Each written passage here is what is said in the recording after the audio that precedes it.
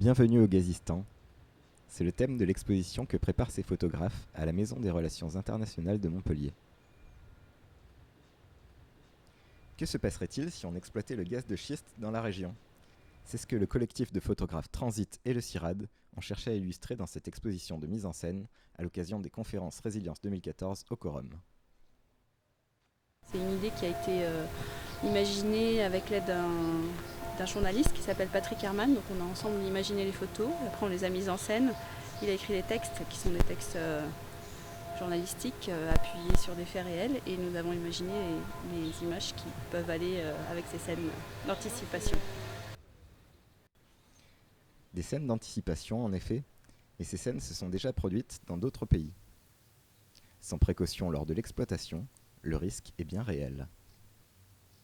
Il y a d'ailleurs aux États-Unis des études qui sont faites sur les régions où vivent les gens qui sont proches des lieux d'exploitation et qui sont dans des situations très compliquées, des cancers, des problèmes respiratoires, des problèmes de peau, les animaux qui décèdent, qui perdent leur poil.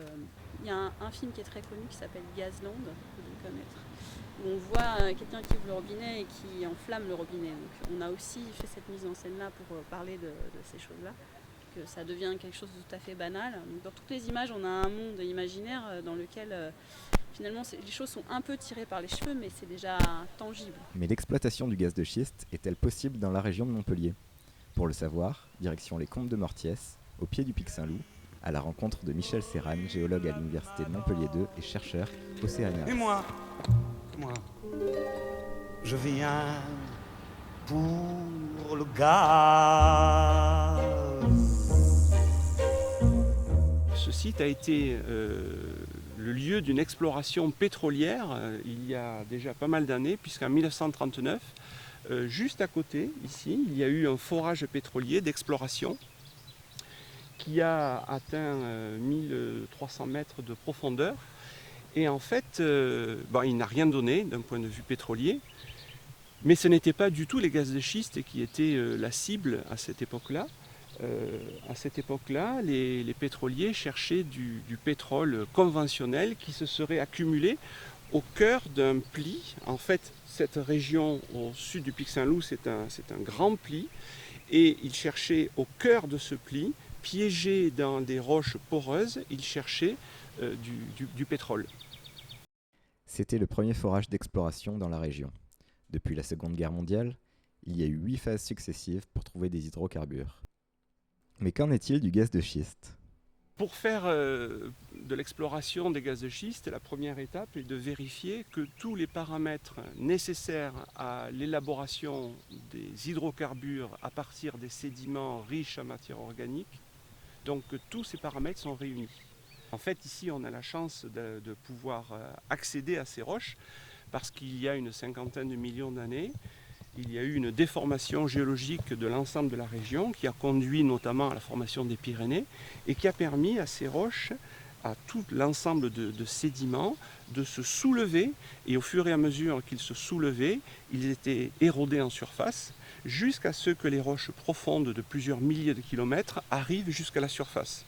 Et c'est pour ça qu'on a la chance, ici, dans la Combe de Mortiès, au pied du pic Saint-Loup, de revoir ces roches. Ces roches sont spéciales, certes, mais peuvent-elles contenir du gaz de schiste ? Alors ces roches sont très grises, sombres. Pourquoi ? Parce qu'elles contiennent de la matière organique qui a été préservée quand les sédiments se sont accumulés les uns sur les autres. Et cette matière organique a été préservée et elle a tout doucement évolué au cours du temps. Et grâce au poids des sédiments plus jeunes qui se sont accumulés par-dessus, n'oubliez pas que ces roches, à un moment donné, se sont retrouvées à plusieurs milliers de mètres de profondeur. Et donc, sous le poids, sous la pression et la température, la matière organique contenue dans les sédiments s'est tout doucement transformée en hydrocarbures. D'abord en hydrocarbures liquides, en pétrole, puis en hydrocarbures gazeux, en gaz de schiste. Il y a donc du gaz de schiste dans l'Hérault, mais peut-on l'exploiter ? L'exploitation de gaz de schiste serait possible si l'on démontrait auparavant que les gaz de schiste existent réellement dans ces roches. C'est-à-dire qu'il faut d'abord faire de l'exploration avant de pouvoir parler d'exploitation. Pour l'instant, l'exploitation est interdite par la loi en France. Mais le débat est sans cesse remis sur la table et l'opinion publique a du mal à se faire une idée. Mon rôle, c'est d'apporter des éléments factuels, scientifiques, pour éclairer le débat et pour éclairer les décideurs. Car, in fine, ce sont les politiques, les députés, qui vont voter des lois, qui vont donner des permis, ou non, enfin les députés ou les ministres qui vont donner des permis. Donc mon rôle n'est pas de juger, mon rôle est simplement d'apporter des réponses aux questions que peuvent se poser les gens qui devront prendre les décisions. Et parmi les décideurs, certains ont déjà un avis bien tranché. Anne-Yvonne Ledin, députée de l'Hérault et géologue de formation, est favorable à l'exploitation du gaz de schiste et n'exclut pas l'idée de la fracturation hydraulique malgré les risques. Je ne la rejette pas en bloc, je sais je suis une affreuse.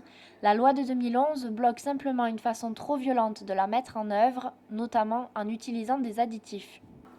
Occupée à l'Assemblée nationale pendant la durée du tournage, Anne-Yvonne Ledin n'a pas pu répondre à nos questions sur le sujet. Une image que nous avions de la France pendant très longtemps. En attendant que les élus prennent une décision, reste encore à informer et sensibiliser le grand public à ce sujet. Et c'est aussi ça l'objectif de l'exposition. Si on peut continuer à sensibiliser les gens qui sont quand même, qui ont tendance à dire oui, mais c'est pas si grave et on aurait de l'énergie pas chère et voilà, on serait pas dépendant des autres puissances au niveau énergétique, c'est un vrai problème. Donc il y a quand même une prise de conscience qui doit continuer à avoir lieu et je pense que ça passe aussi par des images un peu humoristiques, un peu qui interrogent, qui posent des questions sur ce qui peut se passer réellement. Donc, tant que cette expo existe, on continue de la faire tourner et de sensibiliser les gens.